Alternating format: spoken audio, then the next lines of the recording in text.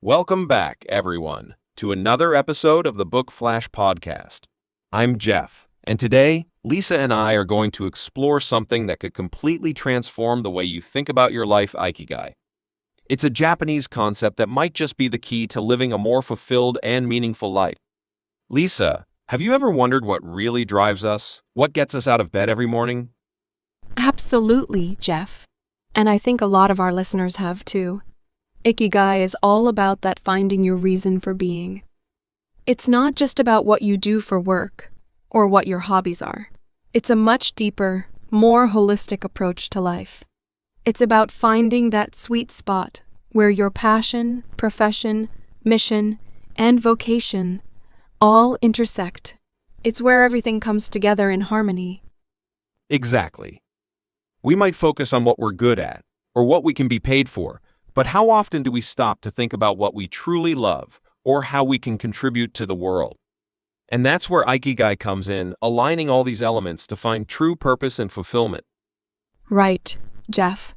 And it's fascinating because in Okinawa, Japan, where the concept of Ikigai is deeply rooted, people are known to live longer, happier lives. They're not just surviving, they're thriving. And it all comes down to having a strong sense of purpose. But Jeff, how can someone start this journey of discovering their Ikigai? What's the first step? Great question, Lisa. The first step is self-reflection, really digging deep to explore your passions.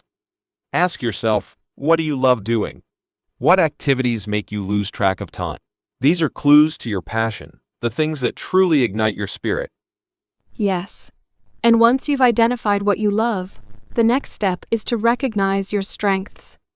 Sometimes we take our talents for granted because they come so naturally to us. But these are the skills that can form the foundation of your Ikigai. What are you really good at? What do people often praise you for? And then comes the question of contribution. How can you use those talents to make a difference in the world? This is where it gets really meaningful because it's not just about self-fulfillment. It's about impacting others. What does the world need that you can provide? And finally, there's the practical side. How can you be paid for it? This is crucial because Ikigai isn't just about dreams. It's about bringing those dreams into reality in a sustainable way. When you find that sweet spot where all these elements intersect, that's when you've found your Ikigai. It's like everything suddenly makes sense, right? But let's get real for a moment, Lisa. Finding your Ikigai isn't an overnight process. It takes time, and sometimes it takes a lot of trial and error. But the journey is just as important as the destination. Exactly. Have you ever stopped to think about your own Ikigai? What do you love doing? What are you good at? How can you make a difference? And how can you sustain it? We'd love to hear your thoughts and experiences. That's right, Lisa. Maybe today's episode will inspire some of our listeners to start this journey. And here's the thing, once you start asking these questions, you might be surprised at what you discover about yourself. Your Ikigai might be something you never even considered. And it doesn't have to be something grand or life-changing.